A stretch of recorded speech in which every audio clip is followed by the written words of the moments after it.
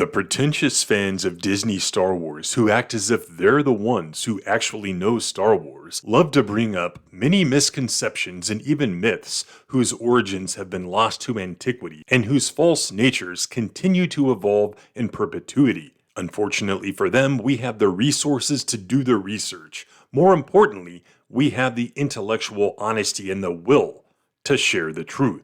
These excerpts we will share and comment on are from Creative Commons interviews with George Lucas. Let's take a listen to this one, which we found to be of particular interest given the current state of Disney Star Wars.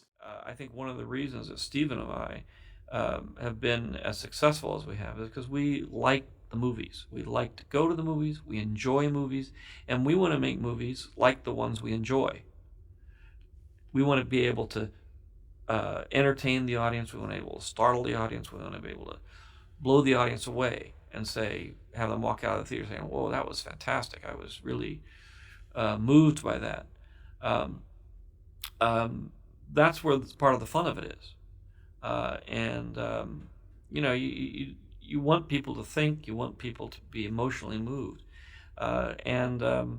There's a theory behind that. In terms of storytelling, it's been around for thousands of years. The core issue with the complete failure of Disney Star Wars is that the creators of the content did not and do not like real Star Wars.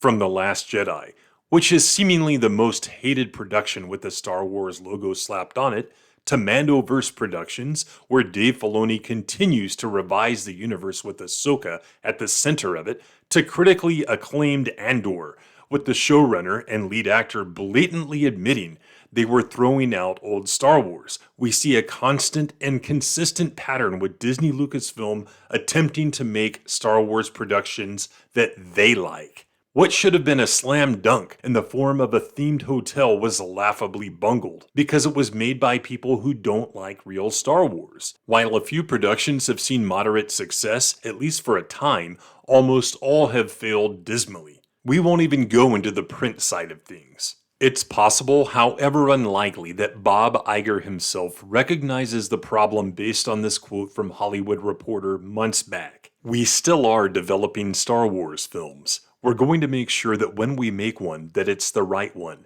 So we are being very careful there. Simply Google "fix the prequels" and you will find an absurd appetite for Disney Star Wars to create content that somehow makes George Lucas's creation better. Unfortunately, that appetite is one only featured in a small minority of supposed fans who never enjoyed Star Wars by George Lucas. As George said, he wanted to make the movies that were like the ones he enjoyed. If new fans, trying to be clever, put forth fallacious theories on how the new productions fix the old, then they never liked the old productions to begin with. They never liked real Star Wars to begin with. Catering to them will bring nothing but more failure. If the current producers are reshaping the universe, then they never liked it to begin with and had no business creating in it.